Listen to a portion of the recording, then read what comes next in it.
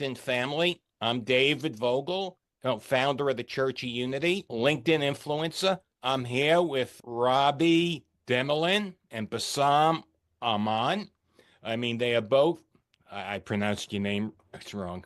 And Aramin. Amin. I'm from Brooklyn, New York, so you got to excuse me. Of course. Both individuals are officers of an organization called the Parents Circle Families Forum. I was so impressed with what they do. I sent out an interview request for my audience. Everybody who belongs to this organization is bereaved. We are now more than 800 families, and something quite extraordinary. Since October the 7th, only 3 families have left, and we have obviously a lot of new families since October the 7th, both Palestinian and Israeli. I think it's almost a miracle to say that we've continued working ever since then. We never stopped. I remember 2 days after the war began, we had a staff meeting. We are something like 20 staff in the West Bank and in Tel Aviv of Israelis and Palestinians. And we have 2 directors, one Palestinian, one Israeli, 2 of everything actually. It's a bit like Noah's Ark, because this is our way of respecting and not one side telling the other what's good for them. So decisions are made jointly. Everything is handled jointly. It can be very difficult. It's 2 very different societies. But this is our way of showing respect and no patronizing. So maybe 2 days after the war began, we had a staff meeting, and it was quite an incredible meeting because both sides had been exposed to their own media, and that created a somewhat of a parallel universe, as you can imagine. If you hear the Israeli media, it's one story, and you hear the Palestinian media, it's another story. And who's to say what the truth is, which is one of the problems with media these days. And so we had this conversation, which was quite extraordinary, because everybody was hurting and everybody was angry and everybody was fearful. And yet we managed to listen to each other with empathy, even if we didn't agree. And so that is how it was that we continued to work. Much of the work, I think for me personally, my reaction to October the 7th was very similar to when my son David was killed. David was killed by a Palestinian sniper, and I joined the Parents Circle very soon after that. When the soldiers came to tell me, I said, you can't kill anybody in the name of my child. I really spent many years trying to understand why, and this is how I can kind of link what I'm about to say about my own story to understanding how October the 7th happened. It didn't happen in a vacuum. This occupation has been going on for many years, and the anger, and if you were a child growing up in Gaza and you were 14 years old, and all you experienced every 2 years is a war, and you experienced bombs, and you couldn't run away, you had no shelter, and you watched your mother not being able to protect your siblings, you also have no freedom of movement and no hope. So what kind of adult will you actually grow up to be? And then if I look at the children who grew up on kibbutzim surrounding the area, they thought they were invincible. But then on October the 7th, they learned another story. Of course, there's so much trauma there, and all the villages that surround Gaza, which is Sderot, Ashkelon, Ashdod, maybe these names are not familiar. Educate me. Robbie, So you are villages. Israeli, correct? You're Israeli and Bassam is Palestinian. So the organization is made up of Israeli and Palestinian families who've all lost an immediate family member in the conflict. We work to end the occupation. We work for nonviolence and reconciliation. And so that's the vision, the goal in the end is what we want. So I was talking about the children that grew up in the towns surrounding Gaza, where they'd been exposed to rockets since they were very small kids. So they are also traumatized. And what kind of adults are they going to be? Now we are faced with Palestinians, some of whom have lost maybe 50 members of their family in Gaza, and Israelis who were exposed to October the 7th. This is a very hard world and a very dark period.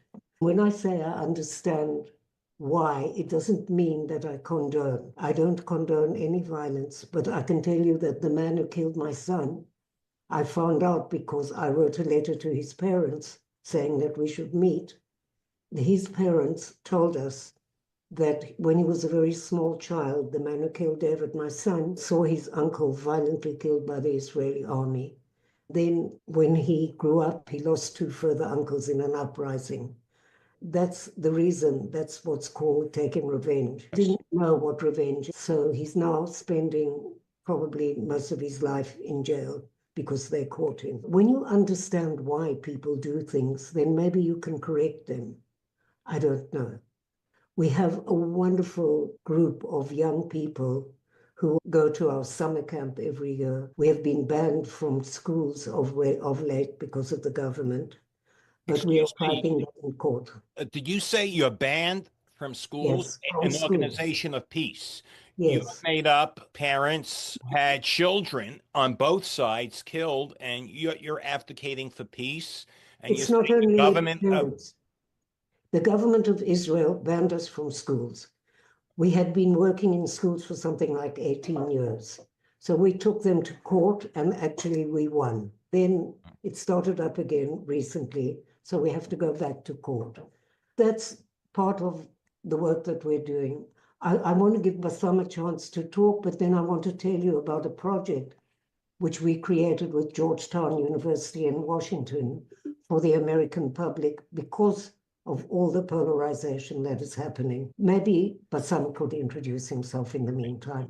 Well, it's a pleasure and an honor to have you here. I read your background. You had a child that was killed by an Israeli soldier, yet you're sitting with people on the opposite side and you're trying to make peace, and that's so admirable. I am really a fan. So why don't I let you talk because it's just wonderful that you could sit and break bread with the people that, from your perspective, killed your son. Daughter. I'm sorry, from the Thank you. people that killed your Yeah, daughter. I lost my 10 years old daughter back in 2007. But I started to be peace activist 2 years before I lost my daughter. When I was one of the co-founders of Combatants for Peace, which is ex-Israeli soldiers and ex-Palestinian prisoners. We create Combatants for Peace 2 years before. Then after 2 years, I lost my Abir, my 10 years old daughter. She was my third child. I want to say that only on crisis or in the wars, you test your loyalty to your way, to yourself. So we are very determined to continue our way. Our way is to live together, to exist together, because this is our right to exist. No one will disappear. And because, especially because we lost our beloved one, we don't anyone to taste the same feeling. It's ongoing pain. It's forever. It's before and after. Then after decades, we will look back to ourselves as savage, as crazy. For what? So for the people who did, for their memory, we want to make peace. So everyone can enjoy peace. The parent circle, as Robbie mentioned, she said three families, which is like a miracle that we continue to talk to each other, we continue to work together. It's the opposite. We gain more than 80 families, Israelis and Palestinians. Their pain is fresh, just happened now. So this is the humanity. This is our message in the parent circle that we can be together. We have the same destiny. We do our best, everything we do, so we can look into the eyes of our sons and grandsons that we did our best to achieve peace. And this is what we are doing through a lot of our projects. And their goal is to make a crack in this wall, to spread a message of humanity that we can live together, we can exist together. It's not a theory. Here we are together, side by side. So you can imagine when Robbie mentioned that we are banned from going to the schools as a That's peace unbelievable. organization. Yeah, this is the policy that we face. We are very dangerous. We consider to be fanatic, to be terrorists, to be traitors, because we talk about peace and reconciliation. It's against Excuse the, me. The government is saying you are a terrorist, yeah, your yeah, yeah. organization, because you're Yes, advocating for peace. Absolutely, yes. Not because I want peace, because I'm a terrorist, because I want to poisoning the minds of the kids. It's against the education system that they never know the other side. So this is also kind of democracy. We cannot ignore that. So this is the difficulties that we face in spite what's going on in Gaza and also the West Bank. We are under direct military brutal occupation with the settlers in the West Bank. They act as gangs, protected gangs. There is no laws.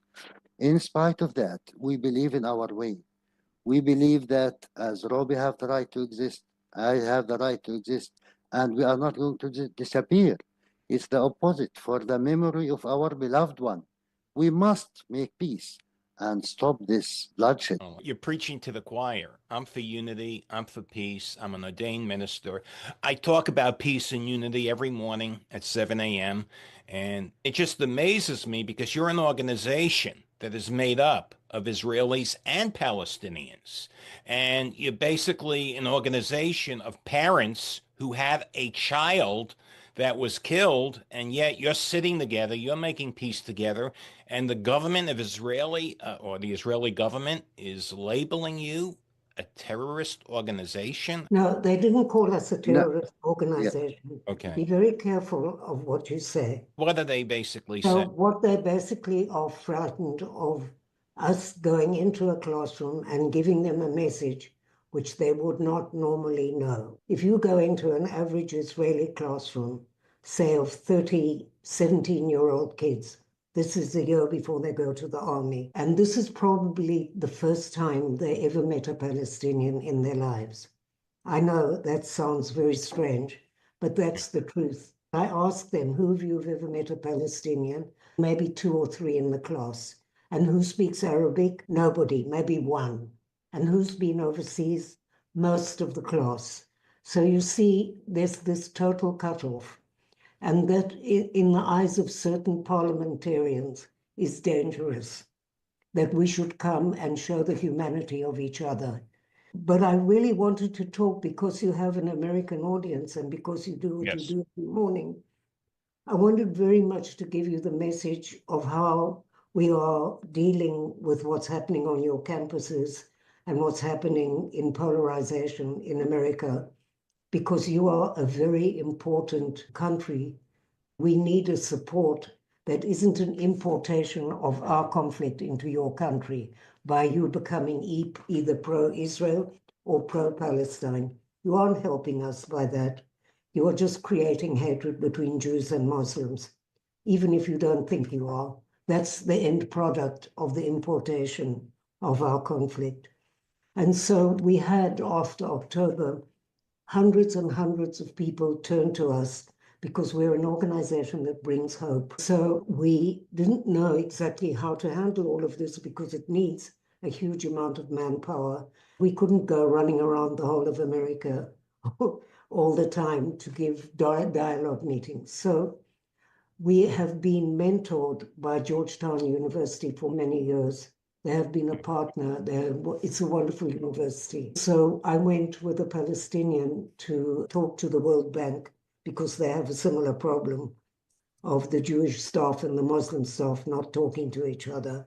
So they are in Washington, so it meant we could go to Georgetown. When we were in Georgetown, we asked the president if he could help us create an online education program which could be open to the whole public. They agreed. It's not a course, but they did agree, which is wonderful. We have created a program. It's called Listening from the Heart, and it's a program where we filmed 3 dialogue meetings of a Palestinian and an Israeli telling their story, opening it up to question and answer, and there is a manual that goes with it, which actually gives direction to the person who's facilitating a classroom, a synagogue, a church, anything that they want to address. We've been, in the meantime, NYU in New York have become a sort of partner, and we are working together with them. They've just sent a whole group of Palestinian and Israeli young people to Prague, where they have a branch to work together. We have been to Harvard and to Columbia and to all the difficult universities where there were campus problems. Our message works. There is a website. You can open the website. I'd be very grateful if you would put that on your podcast. Okay. It's called Listening from the Heart. From Sorry. the heart. We've been working, actually, the Federation of Teachers in America endorsed the program, which is great because it means we can go to schools and to many campuses, public schools and campuses. That's working very well. I will send you a background of this whole listening from the heart, because I think that if people recognize that people like Bassam and I can sit in a room together and look for a way to end this conflict, then surely that should be an example for them. Absolutely. We all want peace. Let me ask you this. What is the solution? We all don't want peace, because if we all wanted peace and we really meant it, there's a price to pay. So, it's all very well. You don't have, if you live in New Jersey, you don't have to compromise. But peace is not just a word. It's getting up every morning and being determined to do what you can, to understand, to try to make people realize the consequence of war, because people become numbers. Thousands of people have been killed in Gaza, thousands of people also in Israel, many more in Gaza, and many in the West Bank. But I promise you that all the people that are so concerned with the war and want peace wouldn't be able to give you the name of one child who was killed either in Israel or in Palestine. That's for me a very important thing, because we are the consequence of this madness. The new families from October are so filled with enthusiasm to end the war, and that is so admirable, because they lost their families. They were talking out to end the war something like 3 weeks after their family were burned to death. Or in Gaza, they lost 60 members of a family with one bombing. So, David, you ask, what's the solution? Yes, sir. And before we answer, we need to know what's the problem. If we understand what's the problem, of course, we will talk about the solution. The problem is we have a military occupation, occupy the Palestinian land. The solution only by ending this occupation. Otherwise, believe me, we can continue killing each other another 3,000 years. No one will give up his freedom. No one will give up his dignity, his life. This is the main problem. This is our common enemy, the Israeli occupation. Whatever you call it, we must be free. We must live side by side or together in one state or 2 states or 5 states. Otherwise, we will continue to share the same land as 2 big graveyards to our kids, our families, and our people. Here, the role of the Americans, for example, to stop supporting one side unconditionally against the other side, because they are not helping us and not helping the Israelis. We continue to fight, we continue to die, and the arms dealers, they continue to win and to have more money on the expense of the blood of our children. This is the main point. To stop the occupation, then we can talk about peace. This is the only solution. Otherwise, to manage the conflict, they try to manage it 75 years. It doesn't work.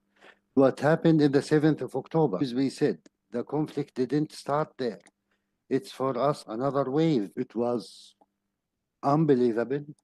No one expected, but we always expect something bad will happen. Something will blow up in our faces as long as we didn't solve this problem. So the Hamas fighters who committed to the attack in the 7th of October, they were 10 and 12 years old back in 2014 when Israel invaded Gaza. Imagine now, we need to invest more and more hatred and more blood and more pain and wait for the next 7th of October. This is the point. Imagine if there is peace between Israel and Palestine. Nothing like this will happen because there is no peace. Don't trust the walls, the electronic walls. It fell down into hours. This is the point. Israel tried to make normalization with Saudi Arabia, with Iraq, with the Arab states, with the Gulf states, but not with the Palestinians. Only the Palestinians can be the guarantee of the Israeli security as a state. This is what prevents us, Israelis and Palestinians, to live side by side normally as human beings. That's wonderful. I just wanted to Nothing say, more I could add. You have the solution. It just has to be implemented. I think it's not only that. I think that there is an extraordinary energy now in America. I keep addressing America because I think that's your main audience. Yes. I can tell you it's very similar all over the world. I look at the students and I say to them, this is the first time that Palestine has actually been on the map for so many years. What if you actually decided to support one of the organizations? It doesn't have to be the parent circle. By the way, we also include children and orphans and brothers and sisters. It's not only parents. But what if they decided to support Breaking the Silence, Women Wage Peace, one of these organizations, and they put all their energy. I'm not even talking about money. I'm talking about moral support. If they would do that, wouldn't that be so much more valuable than breaking glass in a university? And that would really make a difference in my life and in Bassam's life. I agree. You're preaching to the choir. I'm for unity. To me, I don't understand. Well, I understand what the fighting is about. It's all about hatred. But your organization, it's all about fear. hatred. People have to forgive. Okay. Bassam. Imagine why the Ukrainians fighting the Russians. In spite, they are very cute, very educated, very nice, very beautiful people. It's not suits the Ukrainians to fight the Russians. It's unbelievable. Yes. Why the Vietnamese fight the Americans? It's not polite. Why the Jews fight the Nazis? It's not suit them. Where is an oppression, there is resistance. It's very normal. It's very human. So during this occupation years, people like us who believe in the end, we need to sit down and talk. Why we need to wait for the end? To lose thousands and thousands of our beloved ones. Let's sit down now and negotiate and agree that to shape the future together, because this is the only way. So yes, it's a create hatred and extremism. This is the problem. In the end, it's a create ignorance. People cannot see the other side. And this is the ignorance, because we are here. And from our side, they are there. We can see them. It's not going to help you if you don't see the other side, because the other side exists.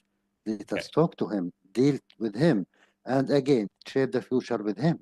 I agree. Before we go, is there something you would like to add? Why don't we have each of you just close that in about 60 seconds?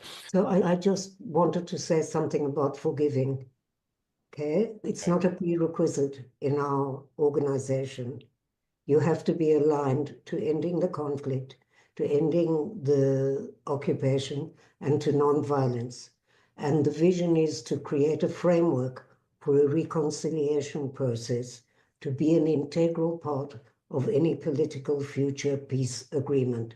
That Bassam and I have decided to pursue the quest of what is forgiving is a very personal journey, but it's not forced on anybody. If people know about the conflict, they would also understand that 90% of the Palestinians would not have a clue who actually killed their child or their family member.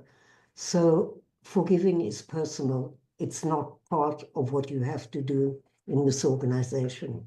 Thank you, And Robbie. I would will you like to add something? I will quote Martin Luther King always. He says, in the end, we will remember not the words of our enemies, but the silence of our friends. Never keep silence. Always fight for human rights, for democracy, for the human value, for everyone. Thank you. I thank you for allowing me to interview both of you. Again, it's an honor. It's an honor for us. Thank you so much. Thank you. Thank you very much. Let's pray for peace. Indeed. Amen. Amen.